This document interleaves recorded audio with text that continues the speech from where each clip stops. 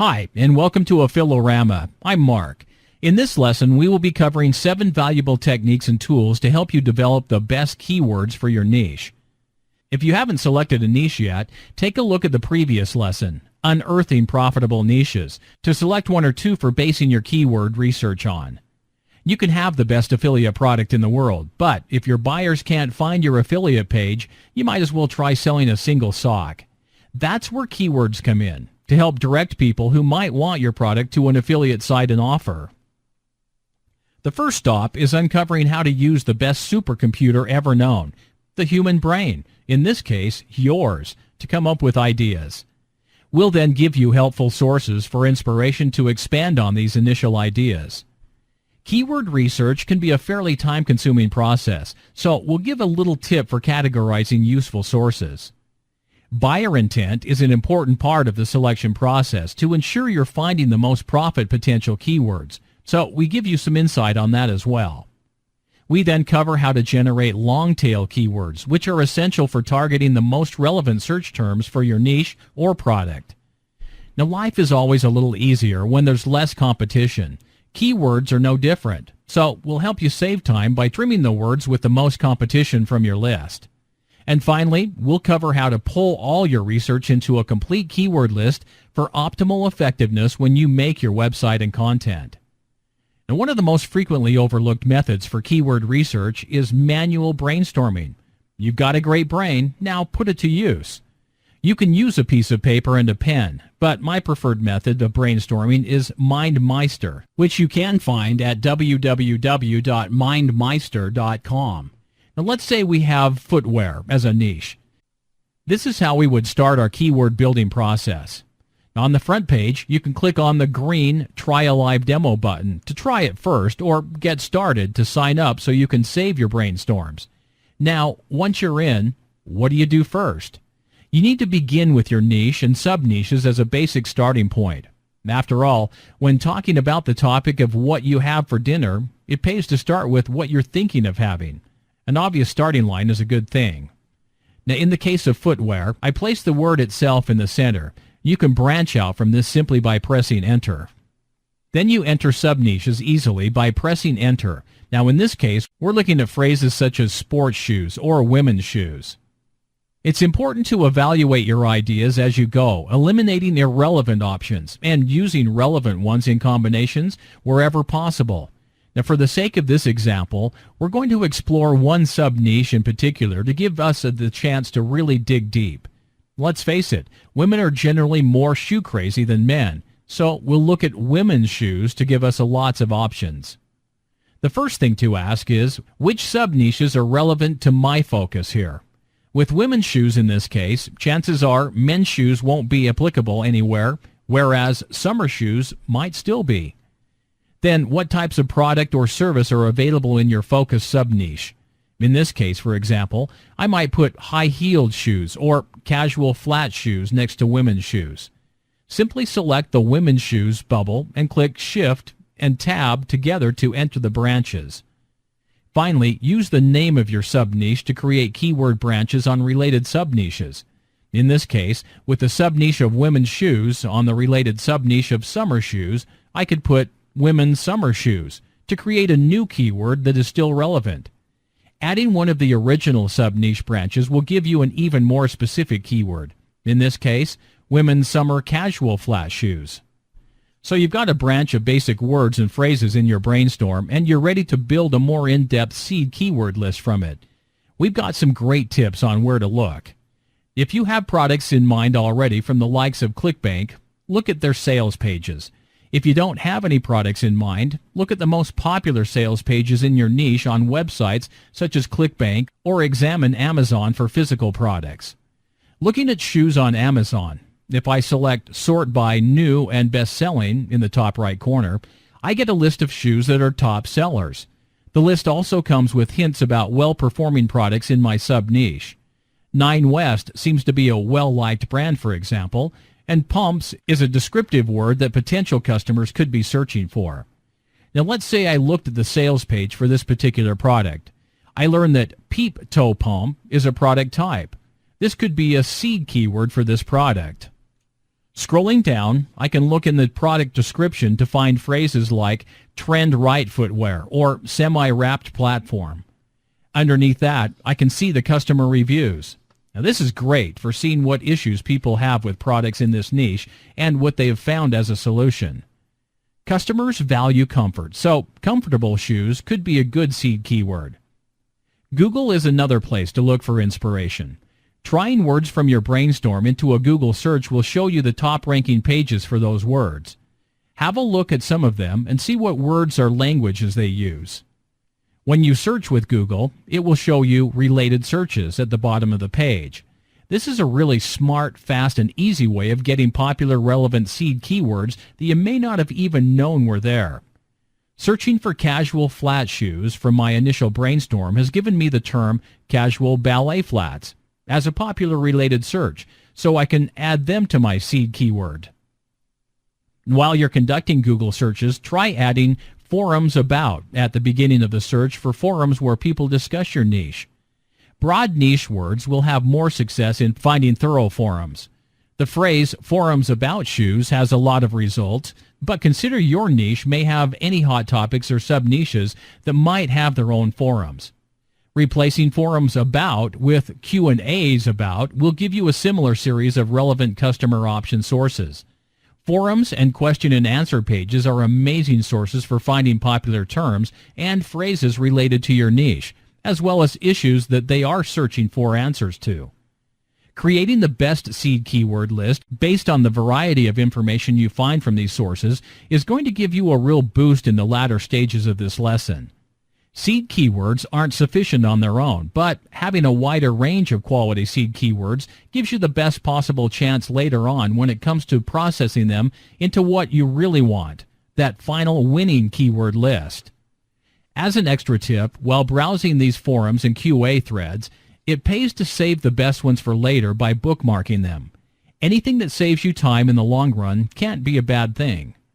Now, while browsing these forums and QA threads, you will discover some are better than others as sources for ongoing keyword research. If they are consistently active, they will always have the latest language and terms thrown about in your niche, which is what you want for your seed keyword building.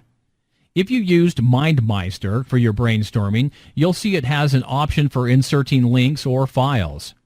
Now, when you have the branch that the link relates most to selected, go to the menu on the right. Make sure you have the blue right-facing arrow selected to enter the link in the box underneath that says URL. Make sure your bubble is selected, and in this case, I'm going with Shoe Forum. Click URL to make the link appear as the encircled arrow at the edge of your bubble. Now, whenever you look at your brainstorm for up-to-date seed keyword inspiration, simply click on the link most relevant to your new product, offer, or content. It's easy to get swept up with only targeting high-volume keywords, but you shouldn't ignore buyer intent. So what does that involve? Well, buyer intent keywords are words or phrases that include the indication of a sale. In other words, adding words or phrases like buy or lowest prices on to the beginning of a keyword usually means that people are browsing with that keyword to buy. Brad Zomick at www.skilledup.com refers to these as transactional keywords and has a great infographic to demonstrate his point. You need to avoid using only keywords which get conversational or social attention and instead discover what will get more hits on the sales end of the scale. Now, for example, someone searches for shoes could just be looking for general information or could be bored and browsing. Someone who searches for best price on Peep Toe 9 West pumps is practically gripping their wallet in anticipation of buying what they're looking for. Keywords with buyer intent often have lower competition because they have a lower search volume than general words. But in theory, they have a much higher conversion rate when they're searched for, and that makes them a very valuable resource to explore. Now that you have buyer intent on the brain, look through your keyword list and add in any missing transactional keywords. Like with buyer intent, the more specific your keywords are, the more likely you are to get people who actually want your product. Now, this is where long-tail keywords come in. You can use tools like Ubersuggest or Affilo tools to develop a list of highly targeted long-tail keywords. And I'll show you how easy it can be. With Affilo tools, you can start plugging in with those ideas you came up with earlier. You can download results as a CSV file, including useful data such as search volumes and cost per click. In this example, I'm entering shoes, making sure the relevant country is selected, and then clicking search to get all these results. Now keep an eye on that first column after the results, local monthly volume, to see which ones are most sought after. If there is a low number of monthly searches, that keyword might not be worth your time. It's a similar process with Uber Suggest. Just enter the relevant details, then click Suggest. And there you go. Generated list of keywords that people are searching in relation to your words. At this point, you can search to your heart's content. Take phrases that show up from one search run and then add them to the search box for even more ideas. Keep a list of all your keyword data by exporting to CSV so you can organize and refer to it later. Now, by the end of this stage, you should have a rather large inventory of relevant keywords. So, out of that multitude, which ones do you really want to use? Well, this is where the filtering process comes in. We've expanded our list further and further to get the best scope possible, and now it's time to refine for true quality. With Traffic Travis, it's easy to determine the search competition for any given keyword. When Traffic Travis is loaded, make sure you have the SEO tab selected and then choose the competition option within that. Click on the keywords typing box and a small window will pop up for you to enter the keywords in. Copy and paste words in groups, click OK, and let the search do its thing. You can then see the difficulty levels of different words. Shoes and buy shoes are very general, so it makes sense that they have a result of very difficult, whereas best price on peep toe pumps is a little more specific and has a medium difficulty. You want to eliminate words with high difficulty whenever possible, especially if you are a new affiliate, as your chances of ranking high enough with them to be worthwhile are unlikely. Make sure to export these search results to CSV so you can organize and refer to them later. So now that you've eliminated low search volumes and undesirable competition, it's time to make a primary keyword list that consists of the best 30 or 40 keywords for a beginning site. You'll want a larger list for larger sites. Remember, the higher the search volume and the lower the competition, the better. So make your selections with this in mind. Those transactional keywords are the most important after that initial rule because of their higher level of profit potential. A good way to put this all into perspective is to think of keyword research like selling apples from an orchard. If you just go and pick up the first few you came across on the ground, chances are they'll be half rotten and no one will buy them. You have to harvest the whole orchard and put the apples through a quality filtering process. It may seem like a lot of work for the same amount of keywords, but the quality difference is what could make or break it for you in this phase of your affiliate strategy. With that in mind, you've worked for these results. Be sure to use them to help guide your content creation and marketing efforts going forward. Use a maximum of 5 keywords per page, but preferably less. A last quick tip for your keyword strategy is to only use as many keywords per page as you can naturally fit into your content without spamming or listing. If you are just pumping the page full of keywords, you will put search engines and people off and they won't come back to your site. So there you have it. We've shown you how to develop your seed keywords. We started with brainstorming using MindMeister and then developed our inspirational sources to save for later. We stressed the importance of buyer intent or transactional keywords in your keyword research process. With the seed keyword list all up and running, we expanded the quality and variety of keywords with tools such as Affilo Tools and Uber Suggest. Traffic Travis then helped us to eliminate the highest competition words to end up with our final keyword selection. It's time to get started on your own keyword research, beginning with the seed keyword phase.